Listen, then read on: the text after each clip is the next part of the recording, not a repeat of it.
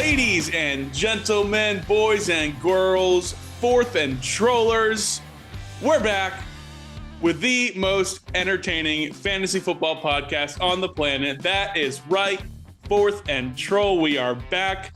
We play real life, non-preseason NFL football this week. We are 4 days away from kickoff. We made it, people. Let's give it up. Let's just I am just on top of the world right now. Wes, how are you feeling? I'm ecstatic. It almost doesn't feel like the season is really beginning Thursday. It just kind of feels like we've been so focused on off season. I forgot that it's time. Here we go. Week one. Week one. I can't wait. How are you, Noah? I'm great. By the way, I just realized I forgot to introduce myself. It's Noah Selby here, and I am here with Wes Selby. There you go. In case you forgot, I know you haven't because you've been looking forward to hearing our voices ever since Friday. You wanted to hear another episode. So here we are on this beautiful Tuesday. We are serving up a great episode of Fourth and Troll for you. I'm excited. I can't wait. We had an eventful weekend, Wes. We had our main league that we play in. We had our fantasy draft this weekend. It was a great time. All the guys on the Zoom call. It was an awesome time. Everybody in there. I am thrilled. I am so excited. Like I said, we've got a great show for you today. We are coming up on season kickoff. We are 2 days away now. 3 days if you want to take today. 3 days. We've got Thursday night kickoff, season opener, Bills at the Rams. A lot of high draft picks playing in this opening game of the season. We're going to be evaluating our fantasy teams that we drafted this weekend. But before that, we got another 5-star shout out we're going to give. Let's take a look at it. Wes, what do we got? Yes. Thank you for all these 5-star reviews and for writing comments. It's really wonderful. So here's our 5-star review of the week. Here's the comment. It says, great football content and entertaining hosts. I hope my friends and I sound like these guys do when we talk fantasy football. Entertaining and great content. Love the stats training camp approach. Can't wait to hear more episodes. Thank you so much from anonymous Dallas Cowboys fan. We were hoping for really funny, entertaining comments, but this is really sweet. We're so glad that you're enjoying the show, and we're glad that the training camp and stats is making it entertaining because we got a lot of those coming up. That's for sure. Thank you so much. Yeah, it's so awesome to hear that everyone, that you, anonymous Dallas Cowboys fan, are looking forward to hearing more episodes, because we know by the time January comes around, you won't be looking forward to watching very many Dallas Cowboys games. So that's so mean. For anybody who didn't catch that, that's a Dallas Cowboys suck in the playoffs joke, just so we all know. Anyways, let's move on here. Thank you so much for the comment and the review. Yeah, we love the 5-star review. Thank you, fan. Keep them coming. I'll roast you if you want. Let me know if you want to, and I'll rip you guys apart. It's all good. Like Wes and I are going to rip each other apart on these fantasy teams today. But before we get to that, what's going on in the NFL this week, Wes? Just a couple of injuries, mostly. We're going to go through that in a second. Let's start out with the Pittsburgh Steelers officially naming their week one starter, and it is Mitch Trubisky. Yeah. Now, the most surprising thing is that in the official depth chart, rookie Kenny Pickett is actually the third QB. So Mason Rudolph would fill in for Mitch Trubisky if there was an injury or poor performance. That came as a surprise. Pickett looked great in preseason. Mason Rudolph has his own history. I don't know if this changes any of our ideas of these Steelers offensive players for fantasy, but Trubisky is number one. What do you think, Noah? Yeah, this is what I was using as a projection for Steelers players this season. I was expecting Trubisky to be the starter. A bit shocking that Pickett is the third guy. Spending a first-round pick, you may not expect him to be a third stringer. I think maybe the only way he moves up the depth chart is if he impresses in camp, because not in camp, but just in practice weekly. Because as you said, if based on this depth chart, if Trubisky goes out, Mason Rudolph goes in. And so it's not like it's going to be, Trubisky's not doing too well. Even if Trubisky is not having a good game and they think, maybe we're going to go to our backup here to give him a shot and see if this can change the pace of the game. we're going to see Mason Rudolph there. So it's going to be interesting. I'm not entirely sure. I am a bit surprised Pickett is third on the depth chart, but not changing any of my projections for Steelers players this year. Still, I had them all statted out as I was expecting Trubisky to be the starter come week one. So just a bit of interesting news there. Yeah. Yeah, definitely interesting. And as we heard last time on your Deontay Johnson bust of the season, none of that changed, whether it's Pickett or Trubisky. So we'll see how this starts out with the Steelers. We're going to blow through some of these or just kind of move through these injuries coming up for week one, just for any of these guys that may be on your starting roster. Michael Thomas is on track to play week one.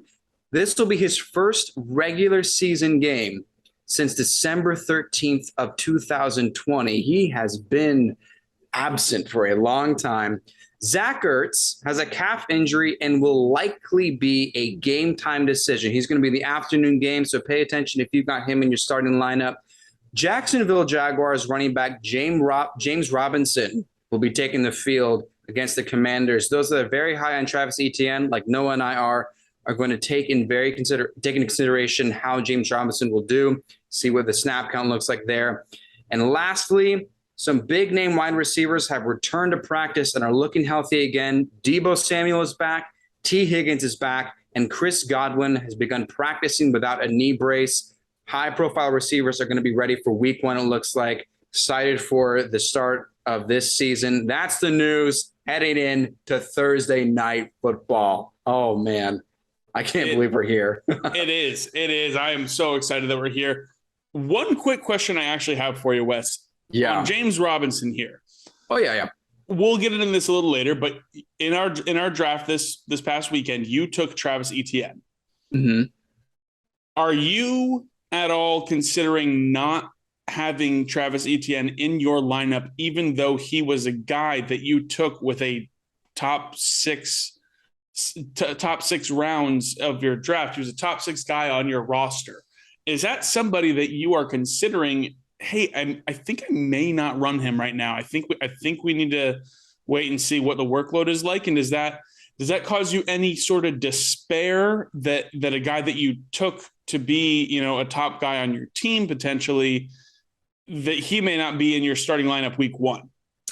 I think there is a balance that may happen more than Travis Etienne fans may want. I am someone that still sees James Robinson as a good running back and a valuable running back. I think this may be something that we experience with Melvin Gordon, Javonte Williams, where they both just do really well. Or maybe it's something like Tony Pollard and Ezekiel Elliott, where one of them is going to be the starter and get the carries, but then the other is going to be PPR value. So I'm not worried about ETN. I just think what may have happened is those that drafted James Robinson in the 9th, 10th, or 11th round, whenever they got him, may have gotten someone that is going to have really good flex potential for their lineups. Definitely. That's my take. They may have definitely gotten a great opportunity there and a great player, great value. But let's dive into this, Wes. On Saturday, as I said, you and I drafted in our fantasy league, and we're pretty freaking excited about both of our teams. We want you to let us know who you think ended up with the better squad as we break down our rosters. So I'm going to kick things off with my team. Is that okay with you? Yeah, it is. Awesome. So I was drafting from the 3rd overall pick. So it's a snake draft. So I had the 3rd pick. And then when we came back around in the 2nd round, I had them the 7th pick and so on and so forth. Or actually, I'm sorry, the 8th pick and so on and so forth. But here is where I ended up at. I went ahead and I'll just go through my starting lineup. So my quarterback is the GOAT, Tom Brady. I've then got Christian McCaffrey, who I did take 3rd overall. I was thrilled to get him there. James Conner is my RB2. I've got Mike Evans as my RB1 in that lethal stack that I was talking about and raving about to you guys. So I've got that Tom Brady, Mike Evans stack. As my wide receiver 2, I've got Brandon Cooks. And then I've got Dalton Schultz in the tight end slot. I've got Elijah Mitchell in my flex. Currently, this is slotted out for week 1. I've got the Browns defense. I've got Jason Sanders, the 3-legged man from the Miami Dolphins, slinging those field goals.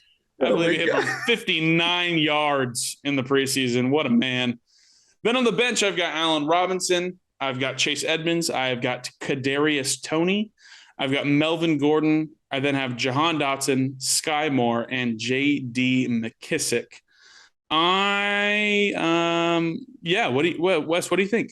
I want to first congratulate you for getting both Brady and Evans. I knew this Yeah. was extremely important to you for this season. Thank you. And you also got Dalton Schultz. And, for the draft, people were starting to take tight ends early. And I remember you evaluated in real time. You told us, we did a group call together, is that you said that it essentially mattered more to you to have Dalton Schultz than any of these other 10, 12, even 15 players that were next in line. Yeah. So you reached for that guy because he mattered so much. And I'm super high on him as well. So I think looking at your starting lineup, I think it looks really good. I also know, these are the guys you've been talking about all season. So I love that you get to ride or die with the guys that you have believed in since we started this podcast. Yeah, I'm either going to go out on top and be so thrilled with the analysis that I have made in this offseason, or I'm just going to crash and burn with humility and know that I stuck to my guns.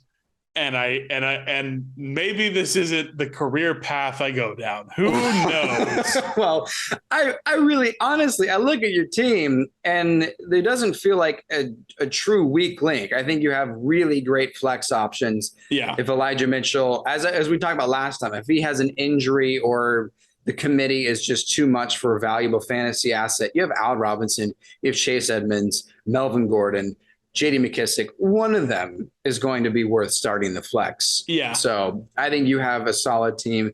You should be playoff bound. I'm not comparing your team to everyone else's, but just looking at your roster, you're definitely playoff bound by my vote. I'm hoping so. I'm hoping that's how this shapes up for me. Yeah. I want to ask, in your opinion, who do you think was your best pick? Just considering the ADP. I'm not like McCaffrey was your first pick. You got him third overall, but who do you feel was your best pick? And then on the flip side, who do you think was your worst pick, your reach, or maybe someone that you kind of felt like you had to take or didn't want to take? Sure. Yeah. No, as far as best pick goes, there's a bit of a toss up for me because it was honestly between Christian McCaffrey and someone I'll just mention here in a little bit. But I was initially going to go Christian McCaffrey just because, CMC, when he's on the field, nobody comes close. But for your first round pick, it's a bit of a cop out. I mean, I was thrilled to get someone who I think could be the top player in fantasy football this season at the third overall pick. I was thrilled that he didn't go first or second overall. So it was great to get that. But I think my favorite and what I think could be my best pick this year was actually Allen Robinson. I managed to snag Allen Robinson in the 6th round as the third wide receiver for my team, and I think it could be a huge steal. We watched Allen Robinson have a rough year last year, man. It could be due to his injury. He was dealing with some injuries to his hamstring. He missed a couple games with some positive COVID test results. He may have been dealing with a serious case of the Matt Nagy syndrome, but who knows? 3 cheers for it being a new year, man, because Allen Robinson is a Los Angeles Ram with a massive coaching upgrade and a massive quarterback upgrade. I believe he could be a big breakout wide receiver this year. We've seen him and kind of talked about him as a kind of a top 15 receiver. He's been regarded as that in fantasy. He's usually been taken in the top 15 of receivers. And I think that's not for nothing. I think it's legitimate. And so he's wickedly talented. And in the past, he's produced fantasy seasons finishing wide receiver 8 and wide receiver 9. And those were both with Mitchell Trubisky and Nick Foles under center. Both of those seasons, that offense wasn't even a top 10 passing offense. He was only on a top 10 passing offense one time in his career, way back in 2015, with Blake Bortles as his quarterback. But on that passing offense, he finished the year as wide receiver 6. Now playing with Stafford and the Rams in LA, I really think he has a shot to outperform that 6th round ADP that I got him at. And I think he could be a huge breakout this year. And to have that sort of potential in my third wide receiver off the board, that is a massive pick that I'm absolutely loving. Yeah, I think there is a true chance Al Robinson ends up doing very great. In your opinion, who do you think was your worst pick, though? If you look at your roster, are you feeling that you should have taken someone else? Maybe you don't want them on your team later on? Yeah, to be honest, I'm gonna say that I don't think any of my picks were bad. But let's go, dude. But if I had to pick one that I would say it's Brandon Cooks. And I'm going to lay out the situation for you here. So in this draft, we were at the turn of the 4th and the 5th round. I had my pick, and then Wes, you would end up picking twice. And then the guy that had the first overall pick in this year's draft, Jacob Hoffner, would pick twice. And then it would come back to me for my next pick. At the time, I had 3 players on my team. I had Christian McCaffrey, I had James Conner, and I had Mike Evans. And they were all already there on my team. And I hated every single wide receiver on the board there for me, except for Brandon Cooks. So I had to decide between either getting Travis Etienne as my 3rd running back, who you and I, like you said, are both super high on, or getting the last wide receiver 2 that I loved on the board. And so I ended up going with Brandon Cooks. And I think it took you probably less than 0.08 seconds to take Etienne with the very next pick. I couldn't believe it, honestly. Yeah, your face lit up. I believe you threw your hands in the air. And so I look back at it now, and I wonder if I should have gone with Etienne, because I think there's a chance. And those wide receivers that were on the board were just guys that I wasn't big on. I think there's a chance Cooks could have come back around to me whenever I got that pick back. So 5 picks later, I think there's a chance Cooks came back around. And so I wonder if I should have taken Etienne there, but I still don't think this was a bad pick. I've said it many times, but Brandon Cooks is the least sexy name to draft in fantasy football. But the dude is a walking wide receiver 2 with upside when he's fully healthy. Since 2015, Cooks has finished as wide receiver 13, wide receiver 10, wide receiver 15, wide receiver 13, wide receiver 17, and wide receiver 20 when he plays at least 15 games that season. Over those 6 seasons of top 20 wide receiver fantasy, hang on. I'm having a stroke. Give me one sec. Over those 6 seasons of top 20 fantasy football wide receiver finishes, he played with 6 different quarterbacks. In each of those years, he went for over 1,000 receiving yards. So all in all, I don't think I made a bad pick, but in that moment, I definitely think I miscalculated that, because I think I could have had 2 guys I was super high on this season in Brandon Cooks and Travis Etienne. Instead, I just landed one of the 2, but still got myself some guys that I think could be an absolutely great values this season. And what I'm now looking at as my best pick in Allen Robinson as a 3rd wide receiver for my team. And then that freed me up to actually take Elijah Mitchell later as my 3rd running back.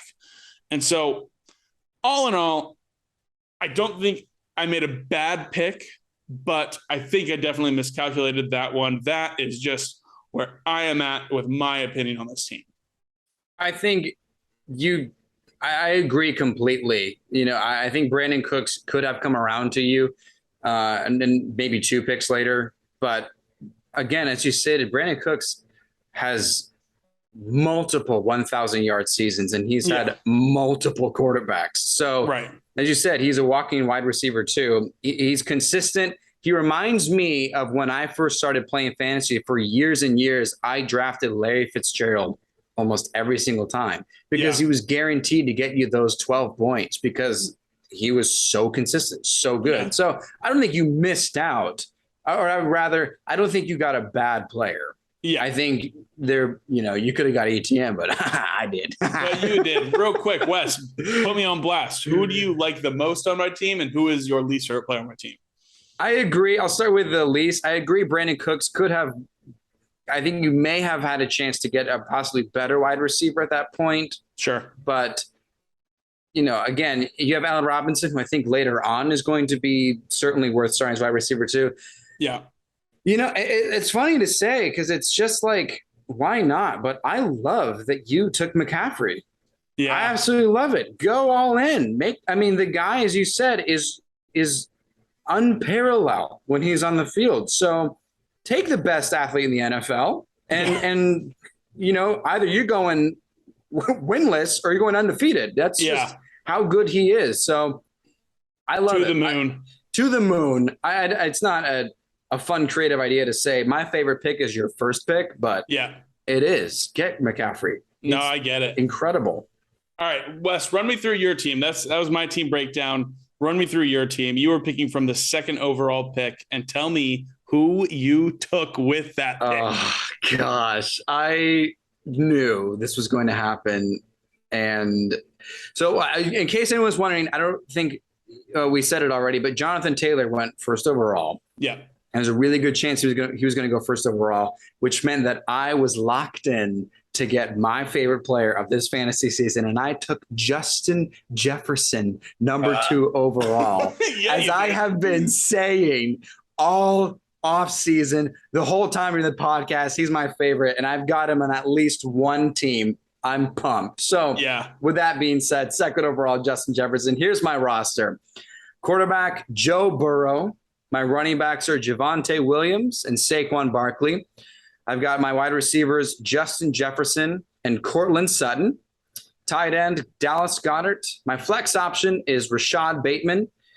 The defense for week 1 is the Denver Broncos. My kicker is three-legged Evan McPherson, to use Noah's terminology. Yeah. My bench is Travis Etienne, Dameon Pierce, A.J. Dillon, Julio Jones, Darrell Henderson, Marquez Valdes-Scantling, and Dawson Knox. How do you like that team, Noah? That's a killer squad, dude. I love it. There are honestly not very many complaints there. Super, honestly, like well rounded out.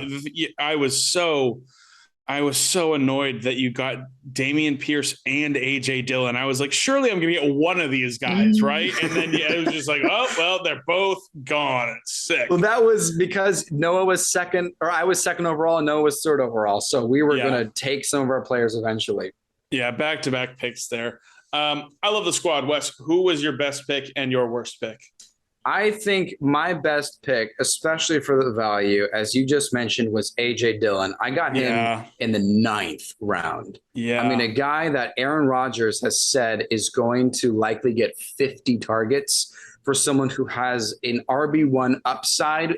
If Aaron Jones were to miss time for any reason, this guy is killer.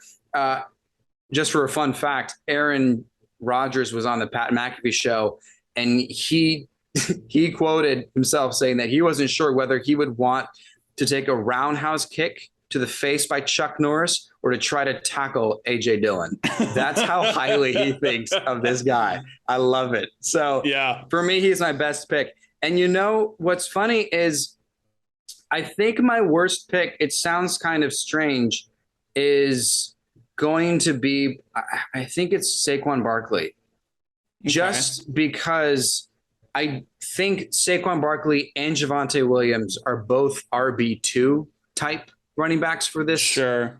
Now, I'm glad I stacked them up. And just for the record, I have 6 running backs on my team. So I'm fine if either of them were to disappoint me. But I think there's just, you know, I would rather have someone a little more reliable than Saquon. I think you saw my rankings. I think he's a top 10. Yeah.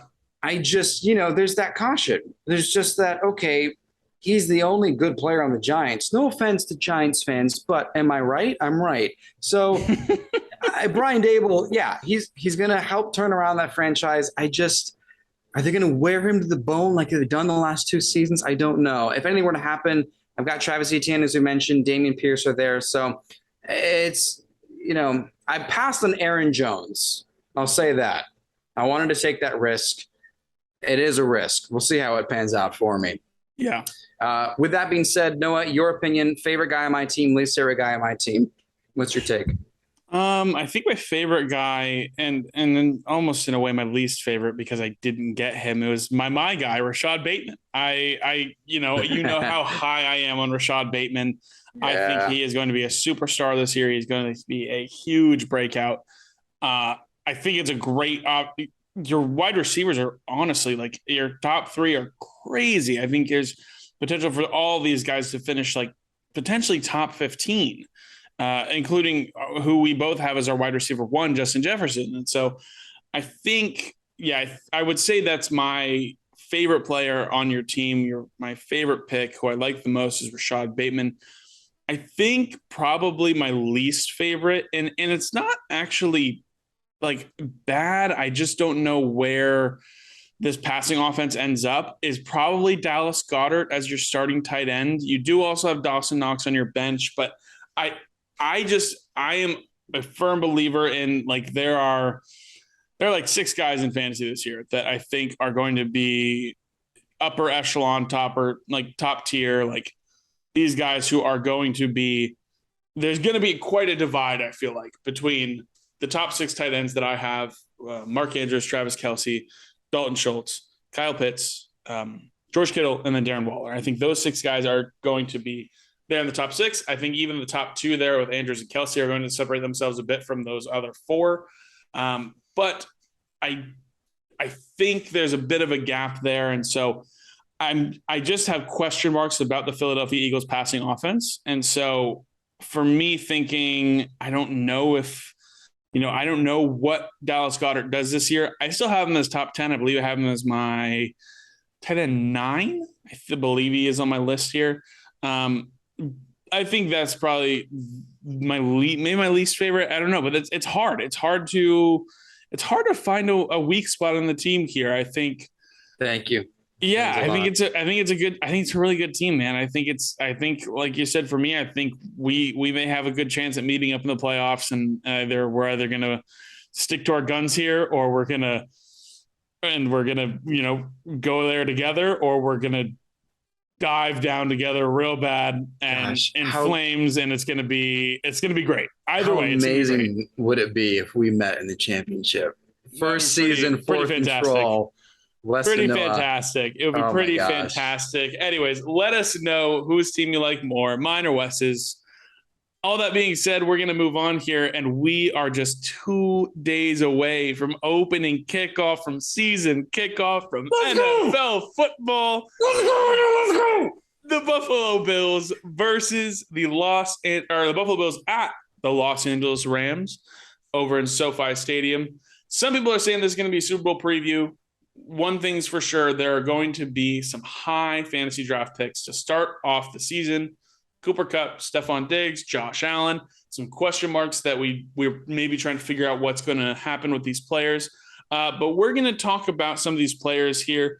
We're going to go through our must starts, our risky starts, and our don't starts.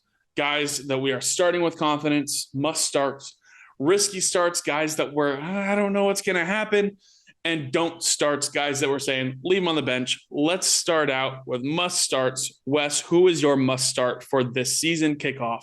Well, Thursday Night Football. It's kind of a no-brainer. I'm just going to say it because I might as well. And it's Cooper Kupp for me. And so I just want to say this for anyone who's wondering if Kupp is going to disappoint you this season. Now, I've seen him fall a few picks in each of the mock drafts that I've done. He was at one point 2nd overall, and now he's dropped into 5th, 6th. And you may be wondering, he fell to me. Do these guys know something that I don't? Is he going to do worse this season? Well, let me answer that question. Will he do worse this season? Of course. How do you do better than one of the greatest wide receiver seasons in NFL history? Of course, he won't do that again.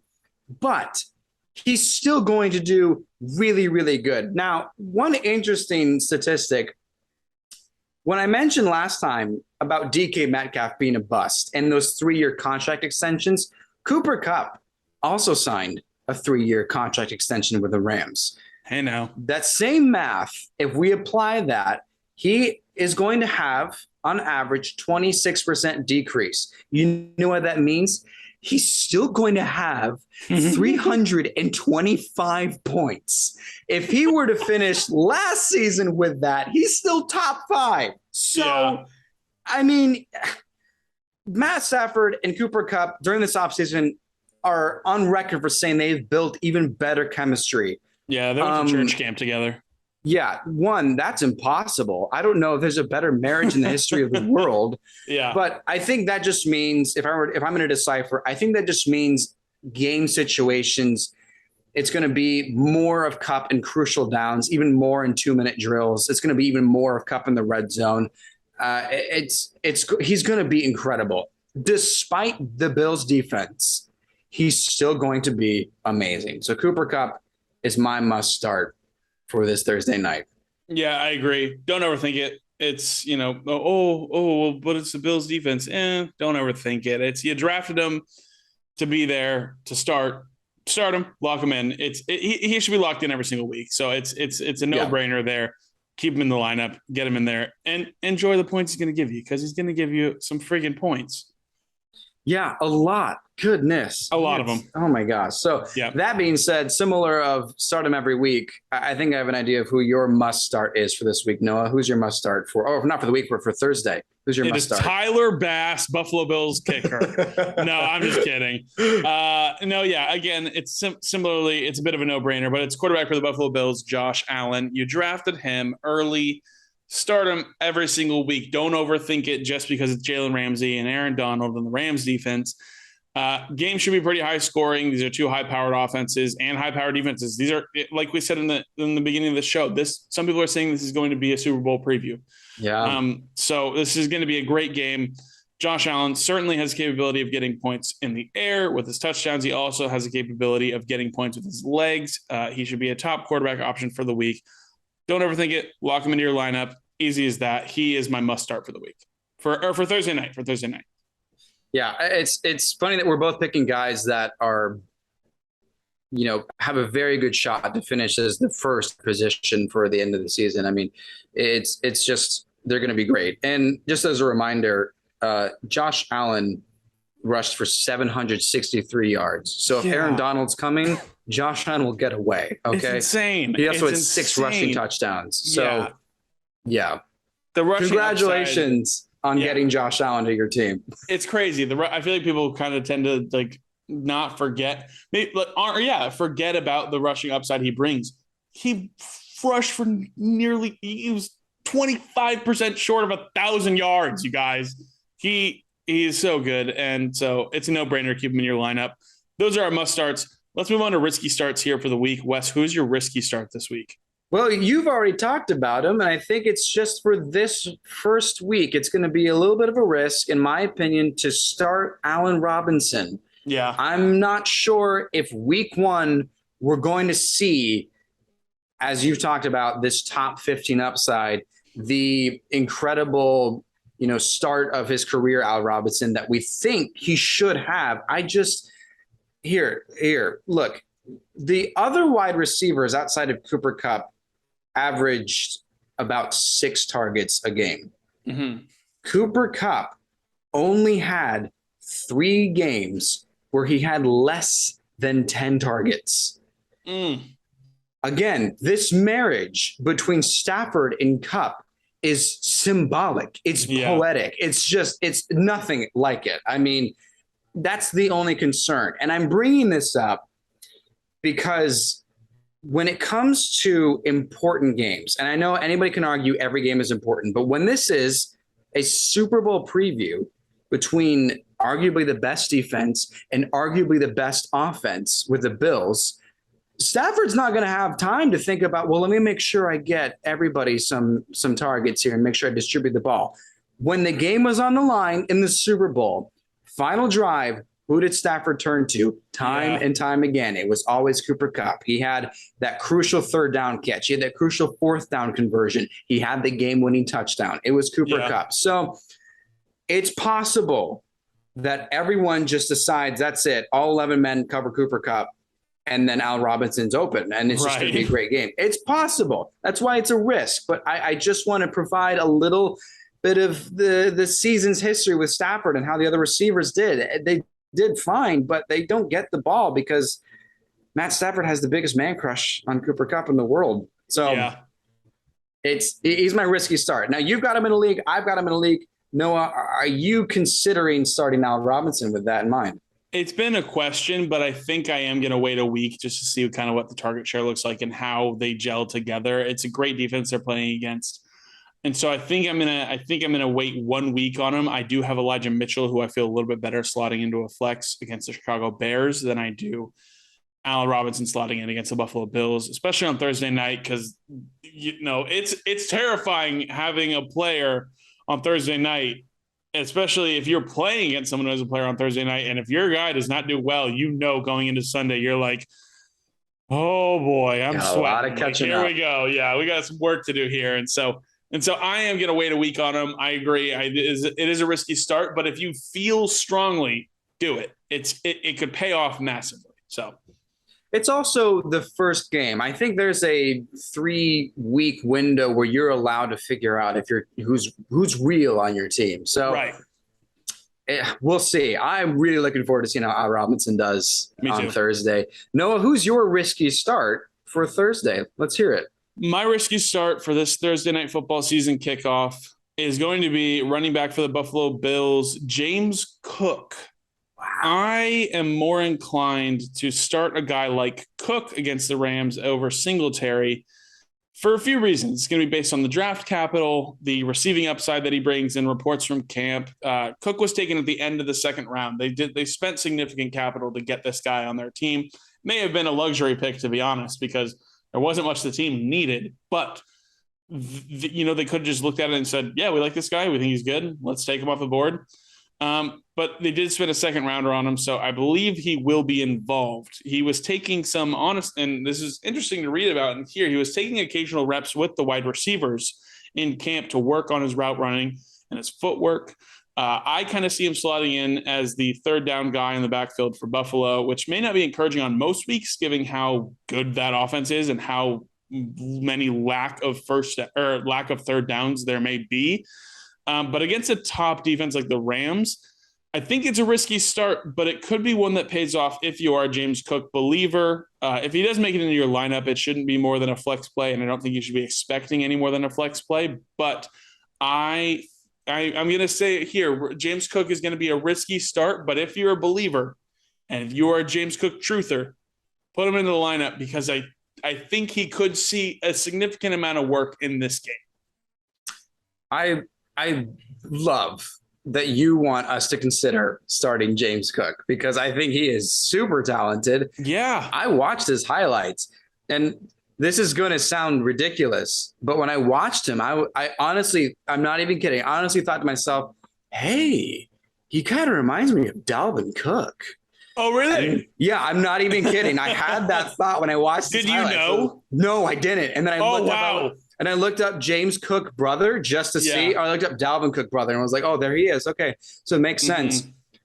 I think he can be a very, very good running back for the Bills. Now, something to keep in mind is in the preseason, the Bills in one of their preseason games had 2 separate running backs in one game that scored 2 rushing touchdowns. So there's that. One of them was cut because that's how stacked their running back room is. And that's how frequently they rotate their running backs. That they're like, yeah, okay, we don't need both of you scoring all the touchdowns. We're good. Yeah. Yeah. You know, I would love to see someone start James Cook week 1 against the Rams. Yeah. Come on. That's just send him in. I know there are people who believe in him. And especially if you're in a deeper league, you know, if you're in a 12-man or like anything deeper than that, 14-man, whatever, that could be a really solid option. Like I said, I think he's going to end up being the third down guy, at least at the beginning of the season, until he potentially could take over.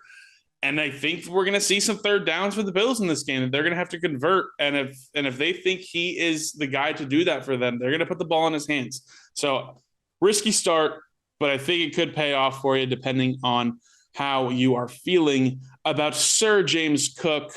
Let's move on, Wes, to disappoint some people, specifically the people that we're going to talk about here, because I know they're listening to the podcast. Yeah. Who are you just saying, nope, stay on my bench, not even considering you this week? No, sir. Goodbye. Not even going to consider starting tight end Tyler Higbee. Sorry, I know he's a real big fan of our show. I mean, he is. I think he's the anonymous Dallas Cowboys fan. Yeah, he is. That's why he'd be anonymous. Yeah. Exactly. Yeah. So here's the thing. As Noah said at the start, which is just to reiterate this point because I think we both believe it, there's going to be a clear drop-off from tight ends. When it gets from Travis Kelce down to Darren Waller, going through Noah's rankings, at some point, the tight ends are just fine. And you know what? Tyler Higbee is a little less than just fine, in my opinion. If I were to categorize him, I think he's a good bye week starter. When you have a tight end in the bye week and you go pick him up, I think he'll do just fine. If you have a tight end that's injured or if they're out for any reason like COVID, I think he's worth starting. But I don't think he should be your starter. Another thing, I don't want to keep talking about Cooper Kupp with these other guys, but it's a really good reason as to why I don't trust anyone week one. It's the big guys do big in week one. That's just how it's always been. So another fun stat of Cooper Kupp that I want to mention. So red zone targets, he had 36 red zone targets last year. Gosh. Yeah, Higbee had 17. Now, Cooper Kupp turned 36 of those. He turned a third of those into touchdowns, 12 touchdowns off 36 targets. Wow. Tyler Higbee turned 4 of those 17 targets into touchdowns. Not great. No, and that's the thing. He's just fine. Tyler Higbee, with his ADP, I sure hope he's not your tight end one. Yeah. I really hope you got someone better, but it's he finished 9th, 15th, 9th again, and just the average stats for yards, touchdowns, receptions, targets. He's fine. And I'm going to pick someone on the Rams that I don't want to start because I don't see there being any ceiling worth considering. For me, it's Tyler Higbee. Sorry for anyone that, for at least for week one, it's the Bills. As I said before, they're going to go to the guy they trust the most. It's going to be Cooper Kupp. And that's going to be it all game because they got to keep up with Josh Allen and that offense. So for me, don't even start Tyler Higbee. Don't think there's any kind of secret upside to his potential in week one. Yeah, I'm with you. I'm not considering him at all. Shout out Tyler Higbee. Shout out Eastlake, Florida. Major shout out. Yeah, major shout out. Eastlake, Florida, baby. But yeah, I'm not considering him for all the reasons you just said. I agree with you. I think you're spot on. And so yeah, he's going to stay on benches, and if you have to, whatever, take the shot. But there's got to be better options for you. I feel like, especially with where he's at in that tight end range. I think you got to have better options so you can move on there. I sure hope you have better options. Noah, can I tell you one more Cooper Kupp stat? It's so fun. Yeah. Okay, I'll tell you one more. Okay, and then I'll hear your don't start. So okay, you're high on Mike Evans, and I know you love Cooper Kupp as well. You love Mike Evans. He's a better value for his upside than Cooper Kupp does, just with the ADP. So at one point, you said you share the statistic that Mike Evans catches 1/3 of Tom Brady's touchdowns. You said that every 3 touchdowns Brady throws, one is to I think I know Mike Evans. Stat. I know it's a little different. Check this out. Every 3 throws Matt Stafford attempts goes to Cooper Kupp. Throws. Oh, wow. Not just touchdowns. Every time. He had like a 33% target share, didn't he? Yeah. Crazy. Matt Stafford had 600 attempts. Cooper Kupp had 200 targets. Oh, my goodness. So, yeah. Anyway, okay. So let me hear your don't start. Let's close out the show. Tell me who your don't start is for Thursday night, Noah. Yeah, my don't start for Thursday night is going to be another running back for the Buffalo Bills, and it's Devin Singletary. I just hit you guys with the upside and potential for James Cook, so it's going to be pretty easy here. It's the Los Angeles Rams defense, you guys. I know I said don't overthink it with Josh Allen. You shouldn't overthink it with Josh Allen. You need to just not think about Devin Singletary at all in this matchup because it's the Los Angeles Rams defense with Aaron Donald, Leonard Floyd, and in case you forgot, Bobby Wagner's on that team now. Yeah. That front seven is stacked, and then you get Jalen Ramsey out there. It's just Devin Singletary shouldn't be on your radar. The Rams allowed the 8th fewest points to running backs last season, and this defense has only gotten better from there. If you drafted well, there should be better options on your team for your starting lineup. And Singletary, keep him on your bench for the week and allow for the week to see if he is still going to be the main runner for the team. But for right now, for this week, keep him on the bench. Don't consider him. Don't think about him, and just move on. I think is very interesting is people that have to start Devin Singletary. I think if there are people you and I both considered it at some point for this season of a 0 running back strategy, and that is waiting way far in the draft to take your first running back. And that is too risky for me. I really wanted to do it, and I just can't because I need to have someone valuable. Now, if Devin Singletary, I think you made a great point. If he's your start, if he's RB2 on your roster, okay, hey, next time, good luck next year, you know? But it's only because it's not because he's not good.